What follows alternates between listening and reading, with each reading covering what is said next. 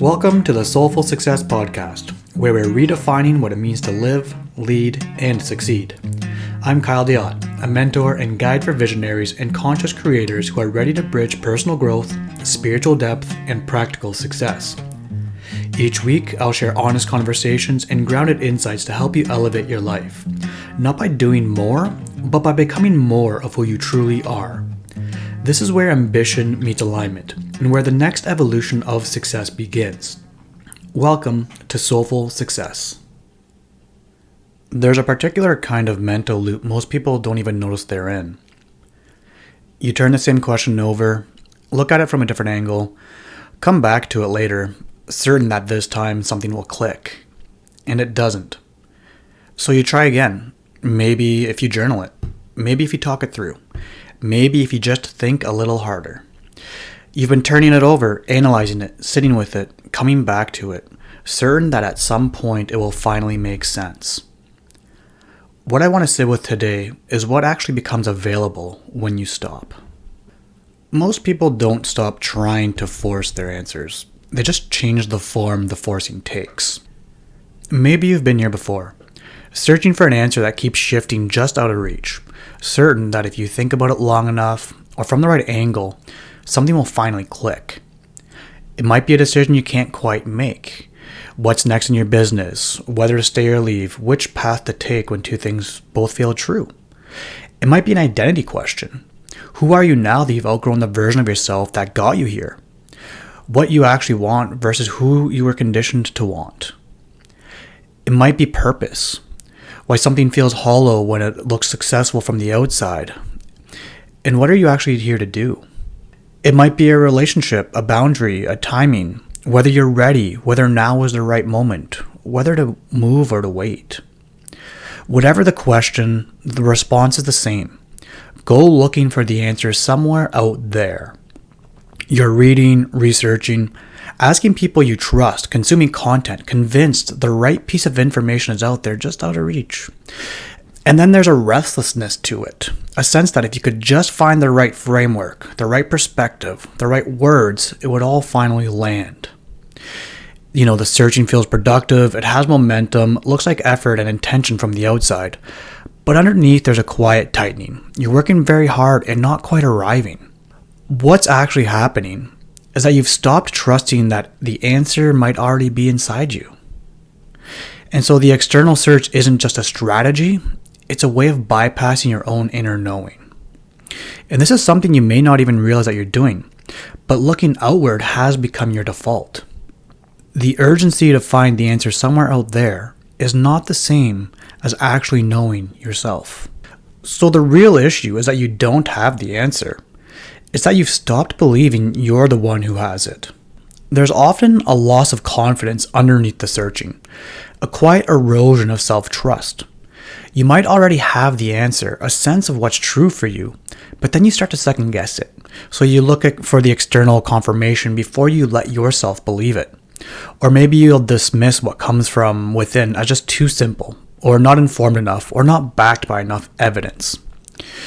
So you go looking for more perspective, more data, more validation, hoping something outside will make what you already sense feel safe to trust.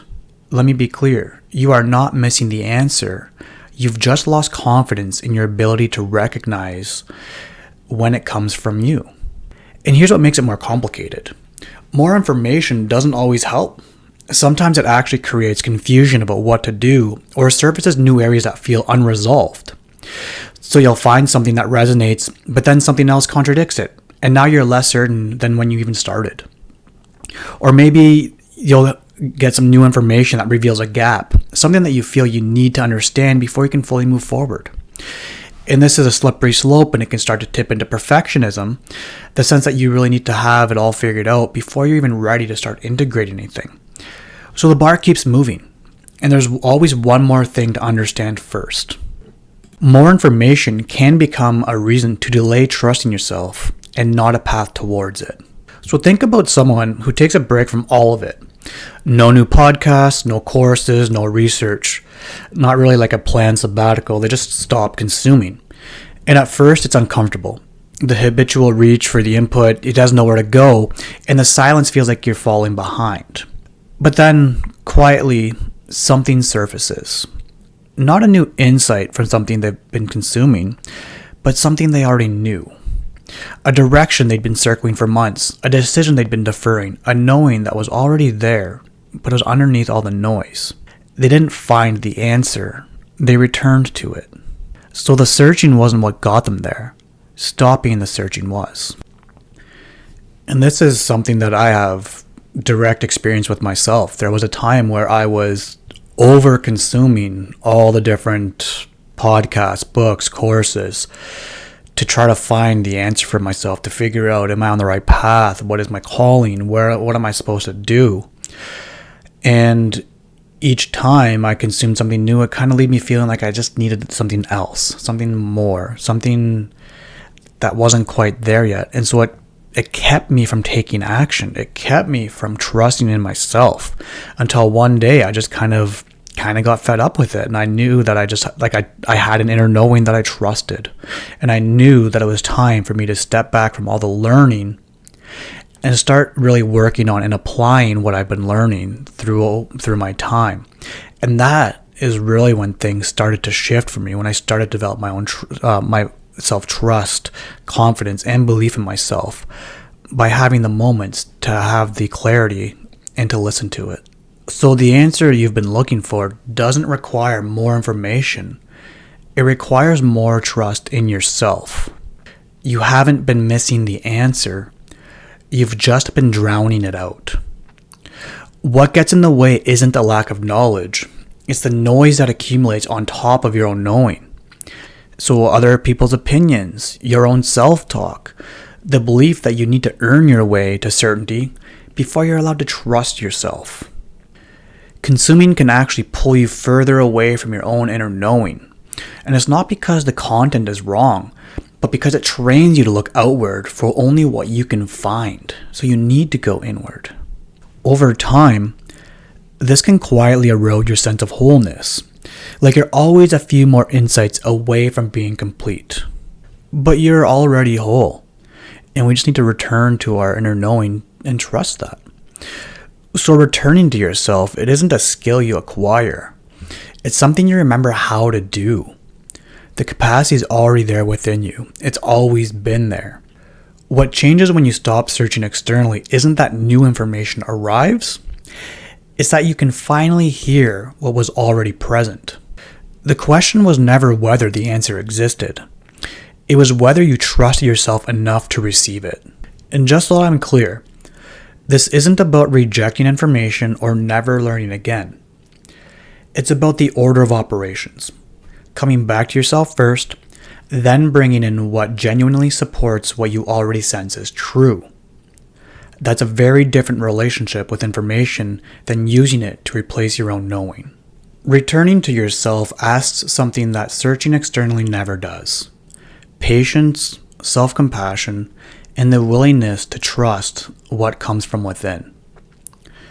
Integration is not a technique. It's a relationship with yourself that you rebuild over time.